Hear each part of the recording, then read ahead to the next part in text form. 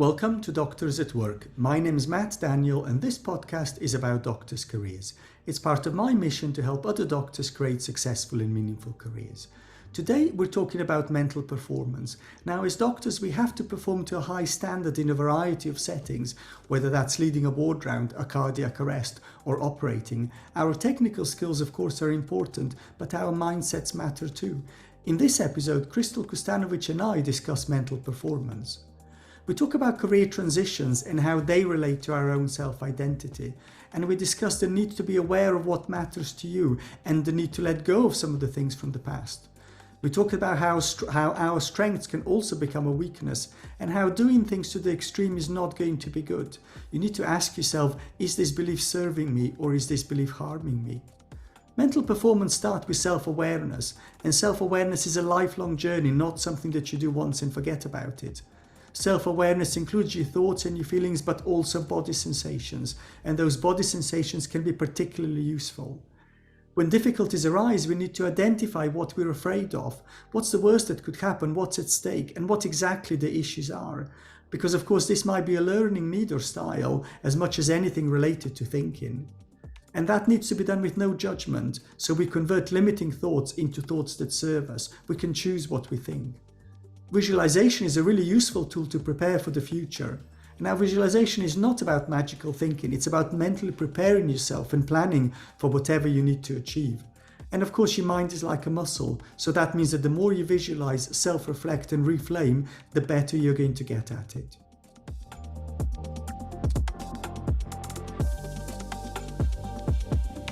Welcome, Krystle. Tell me a little bit about yourself. Thank you so much. It's so wonderful to be here.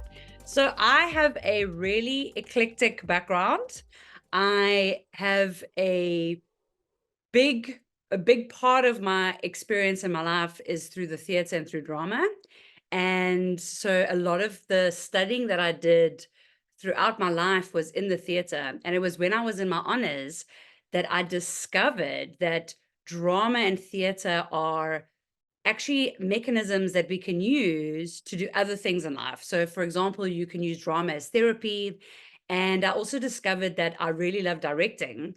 So that kind of like took me on this whole other path that happened next. So I went into my master's doing applied theater, and I analyzed teaching as a performance. And it was through that I started diving more into psychology and, the relationship between a person who's like this all-knowing bottle of information and an audience who's trying to like understand everything. And from there I discovered, oh, actually I really love helping people, but not by telling them what to do and not by knowing all the answers, but by actually being the person that can extract what they already know, but maybe are not, it's kept in the back of their mind. And then I discovered coaching. So I've had a really interesting journey of working in fields where, it's all about human behavior and human psychology. And now I'm working as a mental performance coach for professional athletes, predominantly in the field of rugby. And what a fantastic career. And actually that mental performance, I think that's also very relevant for us as doctors, which is how I found you. And I thought, what a great topic to talk about. And I wonder if you could tell me, why does mental performance matter? So as human beings, the mind is in control. So whether we like it or not, the way that we are wired to survive, and we are wired then to be in fear so that we can maintain the survival status. So in terms of mental performance, it's about going, well, if we're wired for survival, how can we adapt that? Because we are a very evolutionary species. How can we adapt survival into thriving and flourishing? And that's what the process of mental performance is going, well, we know how we're wired to be a species, but what if we take this to the next level? What can we do that transforms the survival into thriving and flourishing?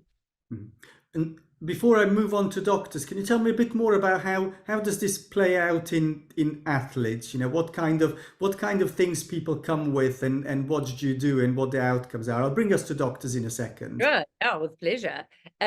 So with athletes, what's really interesting, like if you think about athletes, you think that they're these confident people, they don't need any help, but actually they're a human at the end of the day. And the fact that they've learned how to master their bodies is a really fascinating thing, because that's actually one of my favorite things about coaching athletes, because the fact that they understand their bodies means that they already have the tools to understand their mind, because our mind works like a muscle. So just like the body works like with muscles. But with athletes, there's still self-doubt, there's still fear, there's still overthinking and anxiety, there's still, worry about making mistakes. If they've had an injury, then they're stuck in this old way of thinking, because the injury has now actually change what their future is going to look like. So, I mean, recently I've been coaching an athlete who's come out of an injury. So he's a year later and he's still working through the the stuckness that he's feeling when he's on the field. So as much as we think that we get over things and we overcome things, having an injury, there's a memory in our body. And if you get touched in a specific way that might be the similar or the same way that it happened when you got that injury, your body's going to take over. Your mind, your brain is going to start going, danger, danger, danger. We got to get out of here, no matter what you think that you've done to overcome it. So we've been working on reevaluating what their future is going to look like with this change in their identity, because now they are a recovered injured athlete, whereas before they were a fully functional athlete. So the change in identity is a huge part of what I do with athletes.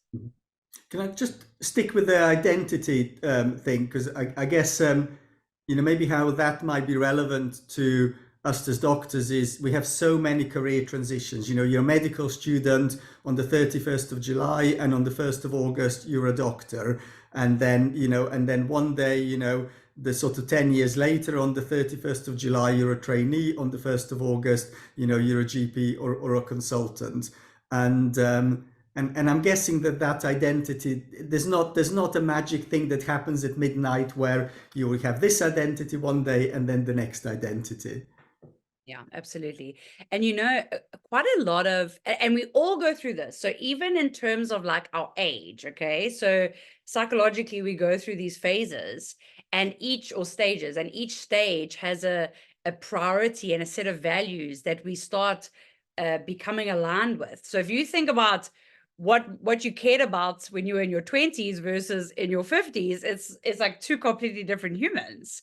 And sometimes it's also about releasing those old identities. So, I mean, I'm not a doctor. I am one of those people. I'm so sorry, doctors. I'm sure you're going to hate me. I do watch Grey's Anatomy. But if I think about, if I think about like the characters, how they started as interns. And then obviously now most of the characters that started the series are now the attendings. I think that's right. So if you look at their change in their identity, when they started up leveling, that old identity comes with you. And sometimes it even prevents you from stepping into that new, bigger piece of responsibility, because you still have this belief that either you belong in that old role, or that is who you are and you can never be anything else. Mhm. Mhm. So it's a really fun thing. And if I'm saying something and a penny is dropping, definitely check in with that. Yeah. Because we're an evolving species, and we're constantly, that's why we're so amazing. So if you think about the old parts of you that are no longer serving you, that are actually keeping you stuck or getting in your way or creating challenges, it's time to go, well, what is this thing? Why am I still staying attached to that? Is it important to me, or how can I replace it? So pennies definitely dropping. Yeah. Oh, And I'm kind of, if I think for me personally, so I'm doing a number of stuff that's around leadership that's based in systems, whereas, maybe for the last 12 years or so, much of my identity has been as a frontline consultant serving the one patient in front of me. And now I'm not serving the one patient in front of me, I'm serving the system, and I'm trying to work at system level. But often I find myself thinking, yeah, but what's in it for me and what's in it for my patient? And I'm thinking, well, hold on a second, I'm not here for me and this patient, I'm here for the system. Is that what we're talking about? So there's me that's here for the system versus there's me that's here for the patient in front of me. that's so interesting. So you're saying that your motivation is changed, or what is it when you say that it's not about me? What is that? Like, what's underneath that? I think my behavior's changed because when I'm a frontline consultant looking after the patient in front of me, then I behave in a way that prioritizes that patient, and anything that comes in the way of me looking after that patient is a threat. Okay. So because I need to fix this patient, and anybody that tries to prevent me, God help you, because you are a threat to me helping Yes. this one patient here. Yeah, if you like, I'm exaggerating a little bit, but that's Yes. that's it. But sort of and I think a lot of people will relate to that. Yeah, sort of those of us that try and balance a system role with a patient facing role, and then sort of the system role is well, it's all of a sudden, well, I don't know, if I think, lack of theatre space, for example, I can't serve the one patient in front of me because there's lack of theatre space, therefore lack of theatre space is a threat. But at system level, I'm kind of thinking, well, I can see why there's a lack of theatre space because of A, B, and C. And, and like, there's no point in me trying to fight that. I need to understand it and work with it rather than fight it. Is that sort of what you mean when you're talking about different identities?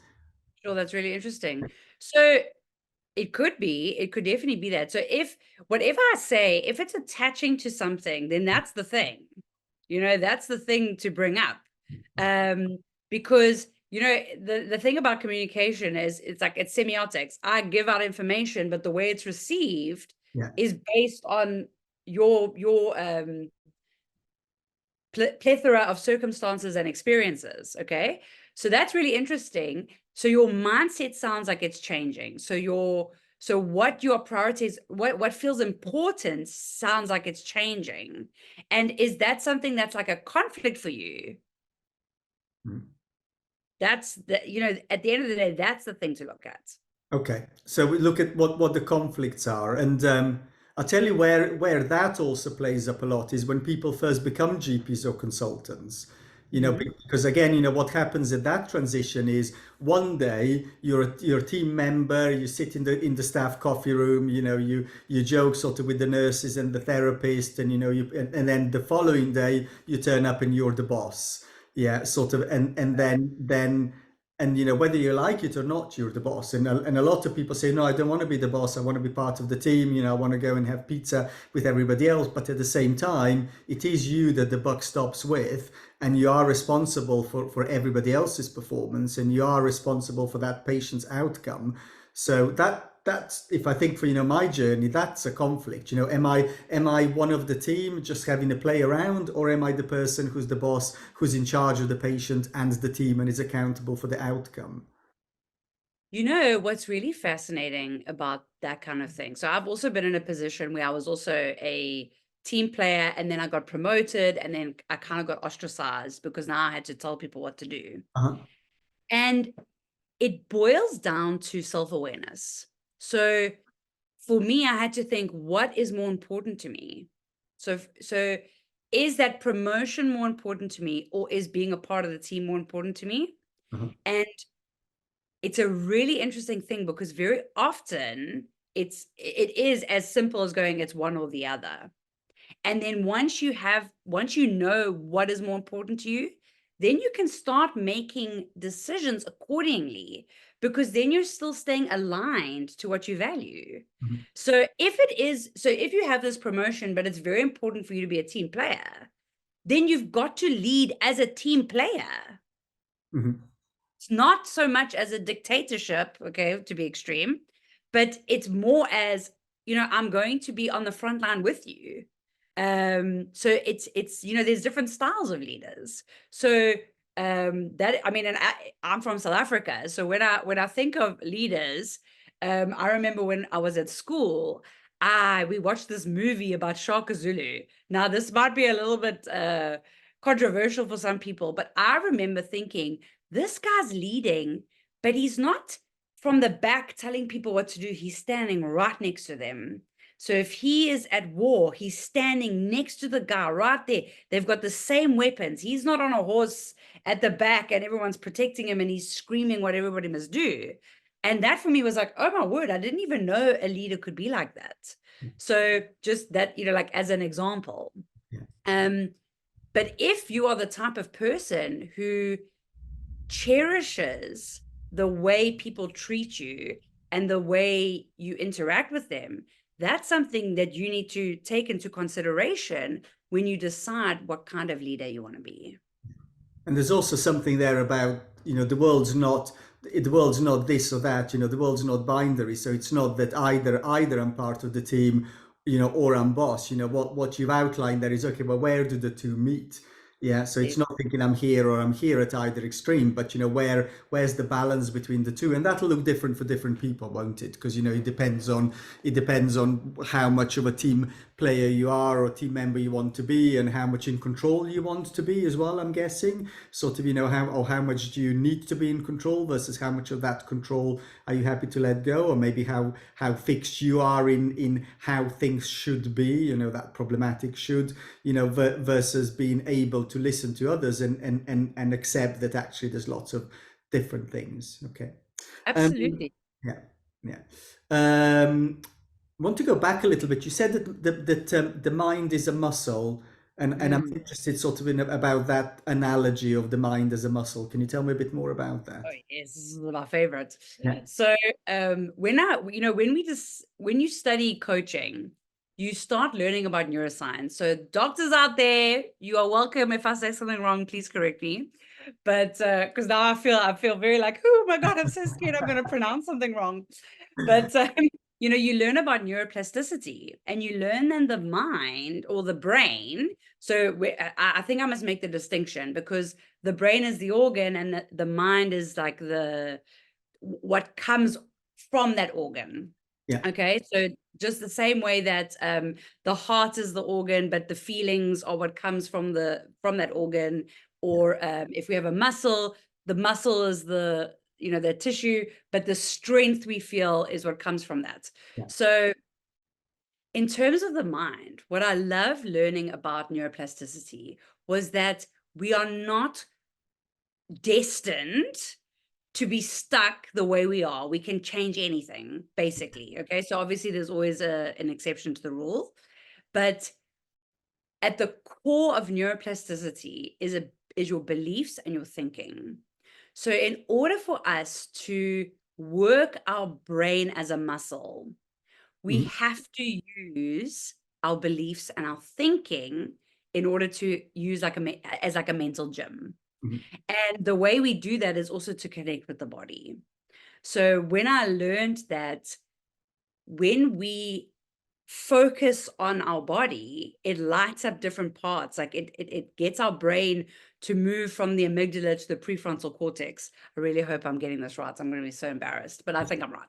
So I'm an ENT surgeon, so it sounds all right to Perfect. me. So what I learned is that, when we are in fear, in fight or flight, different parts of the brain, like the amygdala and the brain stem, they are the ones firing. But when we are feeling empathy or compassion, or when we're focused on some kind of bodily function, we're lighting up our prefrontal cortex, because that's where all our executive functioning is. Mhm. And when you learn that you can actually get the brain to exercise moving from one to the other, stuff starts changing. And I'm one of the people who's experienced this, because I was a person who used to worry about everything. And through focusing on my body and my beliefs and my thinking, I've adapted from being a warrior into a person who can recover from it so much quicker, because I can get myself from that worry state into my executive functioning much quicker. And it's from practicing. Uh-huh. I mean, let's try and sort of thing and apply that. Let's imagine, we're talking about somebody who does a technical task. Whether now that might be an operation, or it might be leading a cardiac arrest. Or it might be being in charge of the acute medical unit. Sort of all of those. It's performance. People go into work as doctors, and they are expected to perform. Whatever that performance is.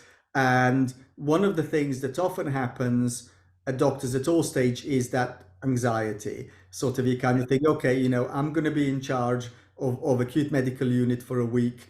I'm going to be holding the cardiac arrest bleep for a week. Or I'm going to have to go and sort of and perform this really difficult operation, or hold a difficult MDT, and sort of when people kind of have anxiety. So what would be your advice? Sort of, how does somebody deal with that?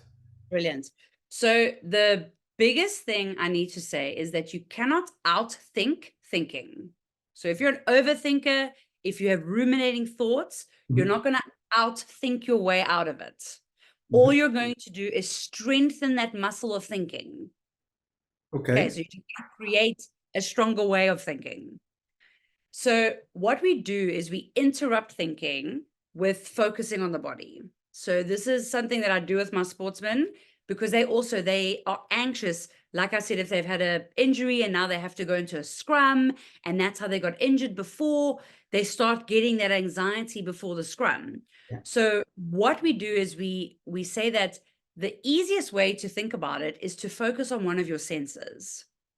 Okay. So as a doctor, I'm assuming that your training is so robust that you kind of you're not even thinking when you're doing things. So when you're in the action, you're not actually thinking, you're kind of like going into autopilot according to what you've done in the past. Am I Yeah, on the yeah. right? I mean, usually, so if in the best case scenario, it's a flow state, yeah. So that you're in the moment, you're enjoying it, and sort of when time stops. But in a worst case scenario, people panic and sort of and think, okay, I can't do that. Last time I did it, it all went wrong. I got stuck. I've never made it beyond this step. I always need my trainer sort of to move me beyond this area. And last time there was a complication, and the patient had a bad outcome.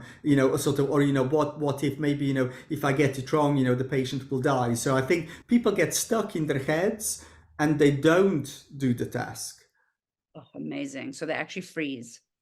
I think, yeah. Okay, so yeah, amazing. So that's really helpful. So in terms of that specific example, what I would say is a really amazing tool to use is visualization. And the reason for that is because our mind cannot differentiate between whether we're actively doing something for real or if we're just imagining it. But it's really important that you understand that visualization is not a fantasy. Visualization is a tool where you're actually seeing what is you are capable of. Okay, so if an athlete is a basketball player and I tell him that he must visualize jumping 10 meters high, but he actually can't, that's a fantasy. That's not visualization. But if he can jump 3 meters and I tell him to visualize doing that, then he's actually really doing it in his mind. So you must make sure that when you're visualizing, it's something you can do. Okay. And in terms of this, like going, oh, I need my supervisor, I need someone, I need that. That is a belief that you've created to protect yourself. So, oh, if my supervisor's not here, then that's why I make a mistake. No, you are probably capable of it, but you're afraid of making that mistake again. So I would say if something has happened in the past and it hasn't gone right, sit down and go through it again, but visualize what you would have done instead now that you know what the solution is. Mhm. So if and um, I don't know if you've ever watched, there's that woman, she was a really I can't remember her name right now. She was a really famous pole jumper, I think high jumper. They use the pole to jump. And Mhm. she, before it, she would like literally do this before she would do the jumping. And that was her visualizing doing it. So you go through that operation or whatever it is that where something had gone wrong, and where you got to the mistake, you stop and you give yourself the opportunity to visualize what did you need to do instead, and do that in your mind, Yeah. because that's going to give your brain evidence that you can do it. Mhm. So that's a really really powerful tool. There's a really interesting study where they've taken actually two group of basketball players, but they're both professional and they both have the equal, skills. The one is only told to visualize throwing 3-pointers, and the other group is told they must actually practice it. And when they got tested after a few hours, they had the same results. Okay. So it really is an incredible tool when you can visualize, sit and visualize. That's why even when you watch things, when you watch an operation, but you actually do the movements with your hands and you give yourself that opportunity to place yourself in that situation, it's as if you are doing it. But of course, in the moment, your adrenaline is pumping, the cortisol's out of the, you're shaking, all kinds of things are happening. Um, but that you need in that situation, you need to practice with that. So this is really important because, of course, we deal with human beings, so you can't really say, well, just practice and practice and practice, because because that's just can't happen. You've got to do it right, yeah. So the fact that there's this visualization here, that strikes me as a really important way where you can think ahead and plan instead of practicing on the patient, because clearly that we just can't do that. It's not like throwing basketball, is it? You can't do No. that. No. So So, yes, I mean, so I would assume that would be a great tool for someone. And even if you are going into something that you've never done before, yeah, if you can watch something where you see the process, because I'm sure you guys, you do that in your training, yeah, do it and actually picture yourself in that situation, yeah, because that is creating evidence, and the brain loves evidence. Oh, it loves evidence. yeah. I hope you're enjoying the show. Please click subscribe so you'll be notified when new episodes become available. This podcast is part of my mission to help doctors create successful and meaningful careers. You can be part of that mission too by forwarding this show to one person who you think might benefit from listening. Thank you. Now on with the show.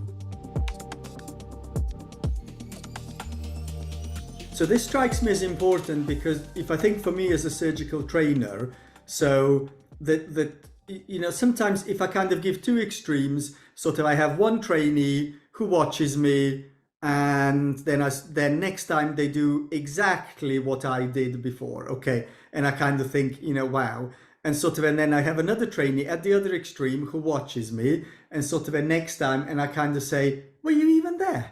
Yeah. So I mean, what would be your analysis of the difference between those two trainees? What did they do? What did they do differently? The first trainee, I mean, they clearly took it in and they were able to exactly replicate. And the second trainee that was also there, but clearly didn't take any of that in. I'm polarizing, yeah, but Yes, sort of yes. the person that took none of that in, and I kind of think it like you couldn't have been there because you've seen nothing. So what? I mean, I would assume that it's something to do with like the way that they learn. So if they're a visual learner versus an auditory learner versus a kinesthetic learner, kinesthetic. Okay, So you know what I mean? I think it would be possibly because, so for me, for instance, I learn the best when I can see the thing and then I can do it immediately. So I okay, must see you do it and then I must do it. okay. And that's the best way for me to learn. If someone tells me what to do, I switch off immediately. Okay. I can't listen. It just is not good for me. So Okay. I would assume that it could be something to do with the learning style.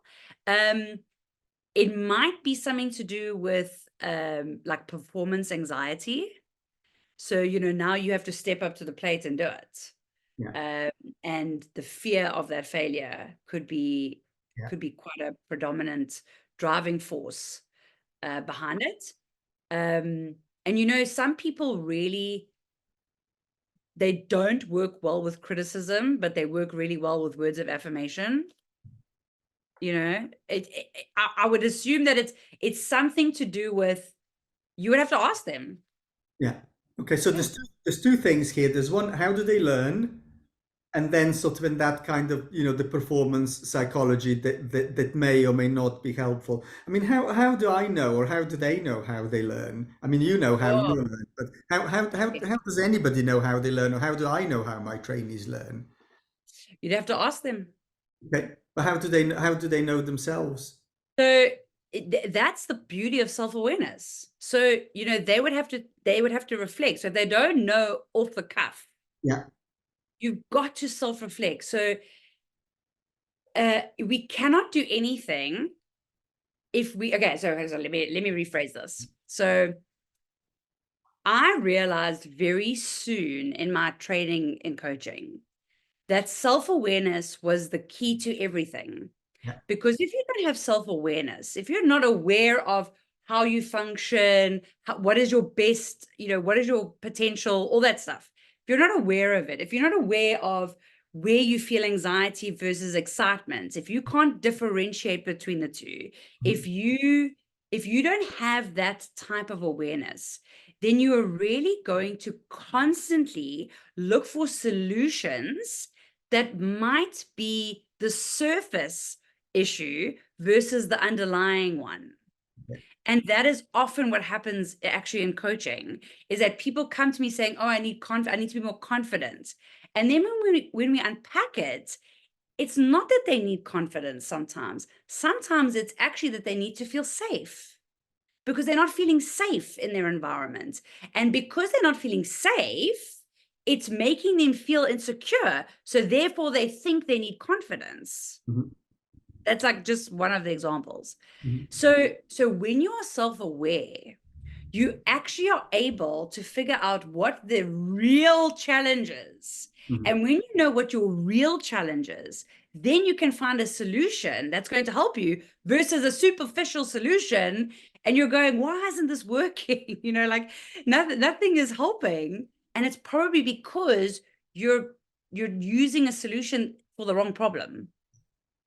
So maybe if I think, with that example in the operating theatre, so, for me, there might be my self-awareness, which is that I mean, I assume that they're all, because I probably don't talk, because normally when I operate I focus, so I don't talk. So I'm assuming that they're a visual learner, or that they're a kinesthetic learner, and actually, they might be an auditory learner. And what I'm doing for them is completely wrong, because I'm assuming if I show them that they will see, but if they're not a visual learner, then that just won't work. So maybe that's kind of my self-awareness, or that I'm not paying attention to how they're learning. I suppose the other thing also then is, that kind of safety. Do I make people feel safe that they can do, that they know that I'll stop them, I'll bail them out, so that the patient has a good outcome? Do they feel safe? Maybe do they feel safe that they won't be criticized, and do they feel safe that I will stop them, and that I have the skills to make sure that the patient has a good outcome? Because maybe if they're thinking, well, Matt won't stop me, or Matt's not paying attention, or Matt's going to let me do something dangerous, then that's not going to be good. Equally, if they think Matt's going to shout at me, then that's also not going to work. That's amazing. Like, I really actually want to just take a moment to acknowledge you, because it really takes a person who is not ego driven to go, how can I be better? And it sounds like already you're going, how can I be a better teacher? That is so amazing, because some teachers I've had in the past are like, well, this is the way I teach and that's the way it is. Well, the proof of the pudding will be in what the trainees say. Yeah. I think But remember, it's not an overnight thing, hey? It's not a magic pill. you'll have to ask them. But so, Okay. so I'm thinking, from a trainee's point of view. So, the self-awareness then is if you're a trainee, how do I learn? And I've only ever asked that question once, and um, and I don't think that the trainee knew the answer. So maybe the sort of the obviously, the trainer needs to be self-aware, but as does the trainee. So, I'm interested in that, self-awareness. I mean, how does one develop that? Where does that come from? Great question. So a lot of people have issues with these, but I can tell you from my experience and from all the people that I've coached, doing self-assessments. Because what happens is, even if like when you do like the Myers-Briggs personality test, there's a free website called 16 Personalities that you can do. There's the VIA strength test that you can do that's also free. And that teaches you, like what your top strengths are. My number one is love of learning. So I'm always driven by that. However, it also is my biggest weakness because sometimes I will learn versus doing. So that's also something to be aware of. There's also assessments about what, like if you're auditory or visual or whatever, or if you're a mix, Yeah. you can do these assessments. Now, the reason I love them is because even when you do them and you read the thing, if you go, that's not me, that means that you're aware of something. Mhm. It means that you've got this thing inside of you. So the fact that you're doing something, very often we might do one of these assessments and we will answer it according to what we think we should be or what we wish we were, or, what we think the right answer is versus the truth.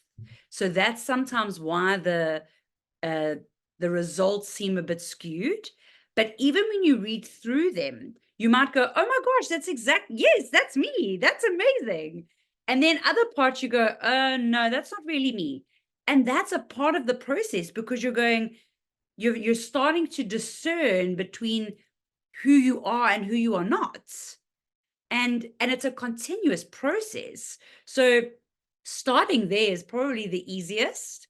And then literally becoming a more conscious person in your day-to-day life. So for example, like if I think about myself, I used to be a teacher and I would come home exhausted and I couldn't understand because I'm an extrovert. So I thought that I would, be energized, but there was a part of my job that was very emotionally draining.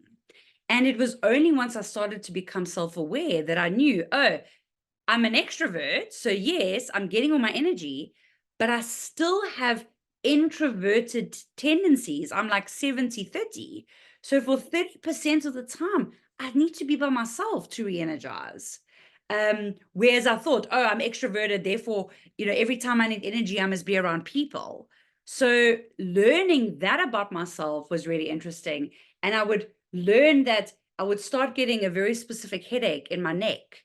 And that's when I knew I was getting drained. I was like, oh, the energy's okay. I need to adjust now. Mhm. So the next level was like, I don't want to get to that headache phase, but that was just like one of the things that I started noticing because it does manifest in the body. So that self-awareness, then that's not just about what you're thinking or even feeling, but there's also the sensations in the body, as well. Yeah, Yes. yeah. And it And strikes me. remember, I wanted to say feelings are manifestations in the body. So emotions are a physical manifestation of a thought. So if I'm feeling anxious, I feel a burning sensation, me specifically. I feel a burning sensation in my stomach. If I'm feeling like sad or depressed, I have a heaviness on my chest. That's the physical manifestation of my emotion. And when you start actually taking notice of that, they become such a great like trigger to say, hey, you got to do something about this. Yeah.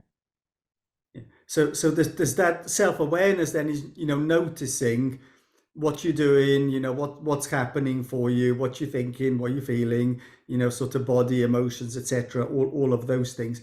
But that kind of, it struck me that what you're describing is, for me, a mindset. So self-awareness, there's a mindset where I want to be more self-aware. I want to pay attention to what's going on for me. So it's not, so self-awareness, it's not a course that you go on, sort of, it's not a book that you read, it's not sort of, you don't go to a therapist and, you walk out sort of, with a list of things. So it's something that, you do and you develop and you continue doing and you continue, a lifetime of noticing and paying attention to what you're doing rather than a kind of one-off event. Does that sound fair? Yes, it's not one off. It's always. And I'm very self-aware, but I can switch it on and off. I don't it's really, really important to understand that self-awareness comes with no judgment. So if I'm feeling anxious, I'm not judging that I'm feeling anxious. I'm just noticing it with no expectations or outcomes. Oh, I'm anxious. Oh, okay. I have anxiety. There's something going on. Then my next step would be, okay, well, what do I want to do about it? Mhm. You know? So yeah, it's really, really important. There's no judgment whatsoever. And I would assume for people like doctors who are high achievers, there is, and I have a high achieving trait in me. And I know that there's a tendency in high achievers to put ourselves down, to try push ourselves. So you're constantly being judgmental on what you're doing because you think that it's a good way for you to push yourself even further. But it's actually very draining on the brain. Judgment is extremely draining, whereas encouragement is extremely energizing. So when you're encouraging yourself, if you're coming at it from that angle, it propels you further and more sustainably. But it feels foreign to a lot of us. It feels like, oh, no, that's stupid. Oh, no, only losers need encouragement. I mean, I know that's how I used to be. I can tell you, I mean, this happens all the time. Again, if I kind of think of that example of somebody that says, I always get stuck as they step. This is always difficult. I always get it wrong. There's always a complication. I always have to call for help. Sort of, all of those kind of thoughts. And then on top of that kind of comes, I'm paralyzed again. I'm being anxious. I can't believe I'm anxious. I can't believe I'm worrying about that again. So, but I mean, how do you go from that? I can't believe you're anxious. I can't believe I'm anxious again. I can't believe I'm worrying about this again. Sort of, how do you go from that judgment to encouragement? So I would go, oh, I'm anxious. Something must be at stake. Okay. So it's no longer a judgment on myself. It's now data. Hmm. So if you think of your emotions as data, they Hmm. become a tool. They're no longer something that gets in the way or so, it's they actually become, I like to call it like my epic sidekick. When Uh-huh. my emotions come up, they're trying to tell me something. They've got a message. Yeah. And if I actually just take the time to go, well, what are you trying to tell me? So not, oh, this is so irritating. Oh, I'm anxious. Oh, there's something at stake. What is at stake? Or what is my biggest fear? Mhm. And you obviously look, it's really difficult to do this. This is a better reflection exercise. Yeah. So you can always think back to the past. So when that happened and unpack that and go, well, what was at stake? What was my biggest fear at that time? Was it true? What was true about it? Mhm. Because sometimes the truth is only like 50%.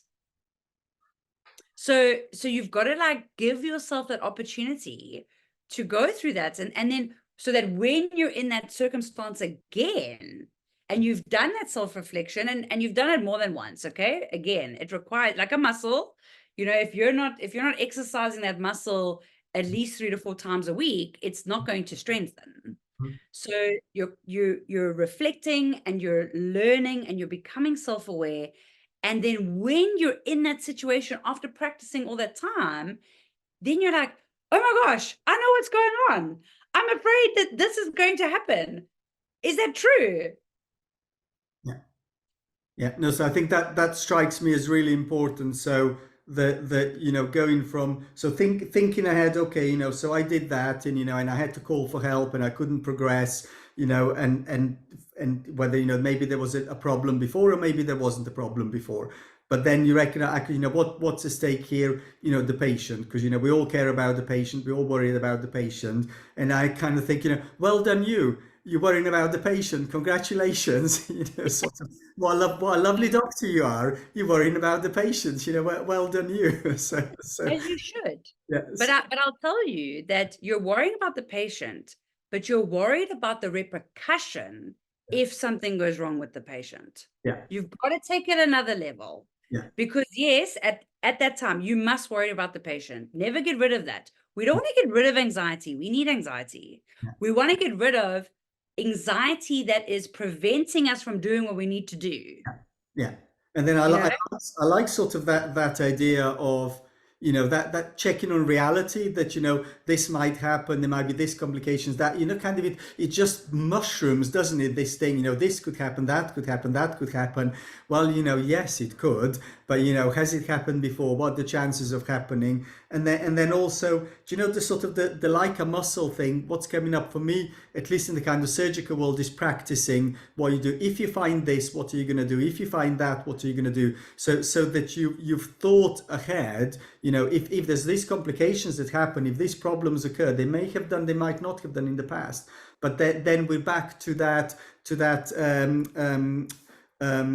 visualization, sort of, what am I going to do if this happens? What am I going to do? How I'm going to deal with that? And then we've kind of, we've married that idea of this is data that means something, and we've got that reality testing, we've removed the judgment and sort of and say, okay, this is important, and reality testing, and then then we've got visualization as the next step, so that you kind of practice, okay, if this disaster does happen, what do I then do about it? So that you've considered and you thought ahead, so that I guess it becomes much less anxiety inducing, because you've thought. And actually, as a surgeon, I think that's quite a good thing to think, what would I do if, and the reality is that many of us won't face those situations ever, or certainly not regularly. But if you've thought about those scenarios and visualized them, then it's less of an issue, because you've thought ahead and you know what you're going to do. Yeah. yes. We're very, very often we avoid thinking about those things. Like, we don't want to think about it because we're also afraid that it's going to make it come true. You don't have that much power. Like, I'm so sorry, but your thoughts, yes, we there is something called the self-fulfilling prophecy, that is, about what we believe in, and then our beliefs ensure that we act in a certain way to confirm that what we believe is true. That's fine. But actually just giving yourself that moment to go, what's the worst thing that could happen? And go for it, hey? Go as far as you can. And once you've actually put that out there and you go, well, what would I do if that happened? You'll realize, I'm equipped for this. I'm amazing. Yeah. So I can I just go to that self-fulfilling prophecy, because I like the idea, that powerful. If I think of, say, you discover an anatomical variation that the patient has. Yeah, I quite agree. My thoughts do not have the power to change another person's anatomy. Yeah. So, but it's good if I've thought ahead about variations of anatomy and then what I do with that. But I'm wondering, there's an instrument that we've got that's quite powerful, and you always kind of think, don't touch the uvula. So I now have a vision of a trainee saying, don't touch the uvula, don't touch the uvula, don't touch the uvula, don't touch the uvula, don't touch the uvula, don't touch the uvula. So what's the con? Because I think that's where that self-fulfilling prophecy comes in, isn't it? So how does one deal with that? Don't touch the uvula, don't touch the uvula. I think that's like kind of connected to our primal brain, Huh? That's like, well, what will happen if I do that? Yeah, So the self-fulfilling prophecy is really about, we want our Our ego wants to be thought of as relevant. Mhm. Okay, so our psychological ego. And very often our beliefs stem from that. So we believe that, oh, your belief might be, oh, I'll never get promoted. Mhm. Okay, I'm going to use that as a belief. I'll never get promoted. That's my belief. Yeah. And then what happens is that's what you believe. So therefore you start thinking in a way that's going to sabotage Okay. any opportunity that comes your way. Yeah. Then you start feeling resentment, or you feel frustrated or upset or angry. And then that's going to determine how your actions. And those actions are then going to confirm the belief, oh, I'm never going to get promoted. That's how it works. So how does that get out of that? Again, if I kind of think, in surgical world, they think, oh, I'm not a very good surgeon, and I'm not a very good surgeon. Then I go in, sort of, you rotate to the next consultant or the next trainer, or whether you're an A&E, another set, and they kind of say, oh, this is a struggle. If they get, I was right all along, I'm really not a good surgeon, and then you go to the next person, and it just sort of, I mean, how does one get out of that? So again, it starts with self-awareness. So you Okay, first have to, you've got to even acknowledge that you have that belief. fine. Okay. So you've got to catch it, Yeah. because it's just a belief. Okay. And the amazing thing about beliefs are that they're a choice. Yeah. So that means we can choose a new one. So what we, in the coaching world, we call the ones that jeopardize us limiting beliefs. Mhm. And what we do is we unpack that and we go, well, what's a true liberating belief? Mhm.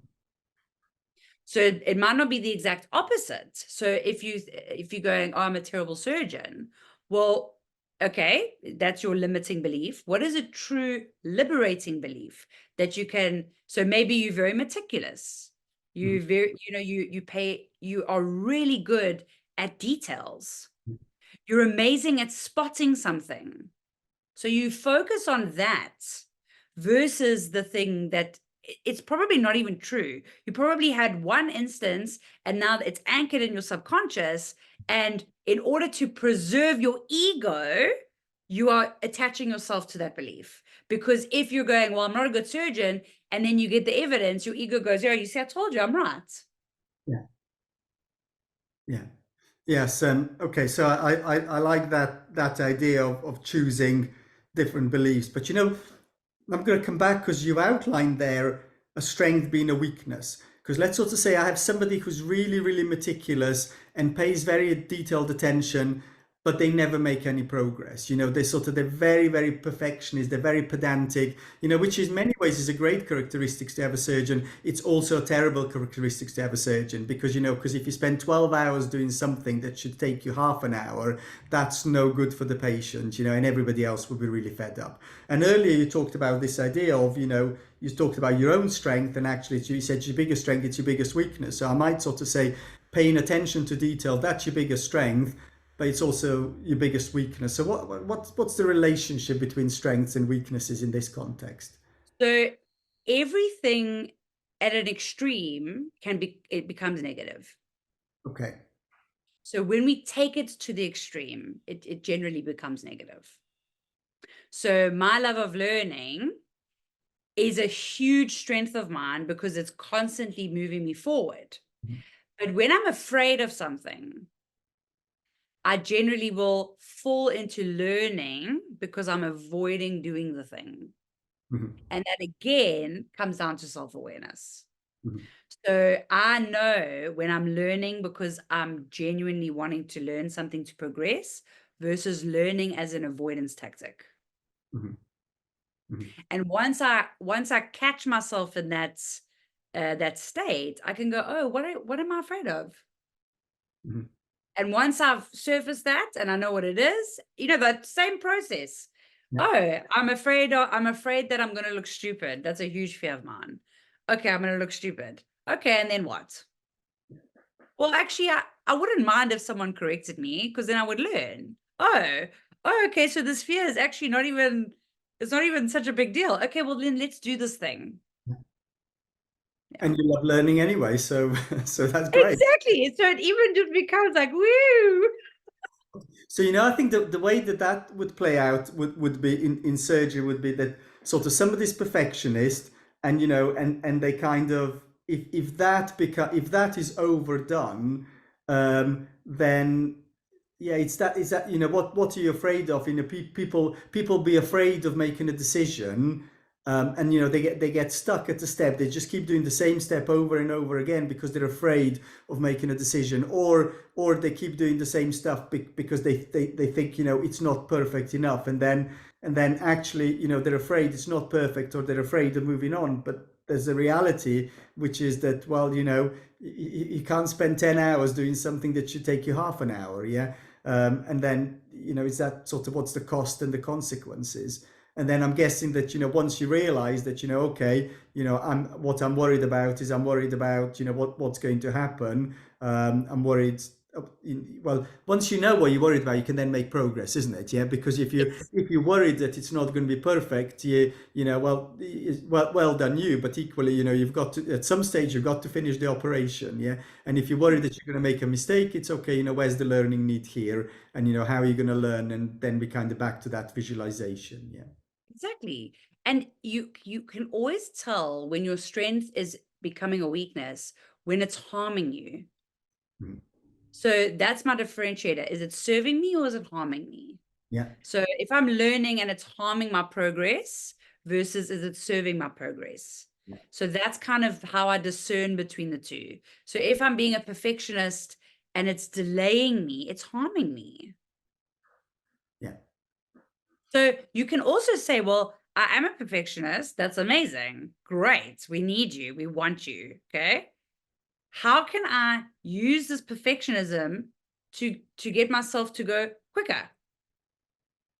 Mhm. Like you don't have to like reinvent the wheel. You've already got the tool there. Yeah. You already have this amazing muscle. You just got to focus it somewhere else. Yeah. Yeah. Don't Maybe. make your life difficult. I now have a vision of being a perfectionist when it comes to making progress or to timing. I'm perfectionist. I always finish on time. So it's all a totally different focus, isn't it? Yeah. So, but it's the same characteristic, but focus in a different way. I'll bring us to a close if that's okay. Maybe if I could just ask you to summarize, and what would be your top tips for doctors at work in relation to mental performance? Start with giving yourself the opportunity to get to know yourself. Because I know that you guys are thinking, guys, girls, everybody, you're thinking about others a lot. And that is so noble and wonderful. But the more you can also direct that focus on yourself, the better you're going to be as a doctor and as a partner and as a person and maybe as a parent, whatever your roles are. So the more you can give yourself that opportunity Mhm. to work on your self-awareness, it's not a self-criticism. It's not so that you can see what you're doing right or wrong. It's to see how you work so that you can make it even better. You can optimize it. Mhm. So if you think of it like that, it's an optimization tool. It's not anything, it's not used for any other reason. So start by going like, oh, but how do I like to do this? And if you don't know, think about it. Journal. Journaling is a great tool. Yeah. Perfect. Wonderful. Thank you very much. Pleasure. Thank you for having me. Please find me on social media. Thank you very much. Cool.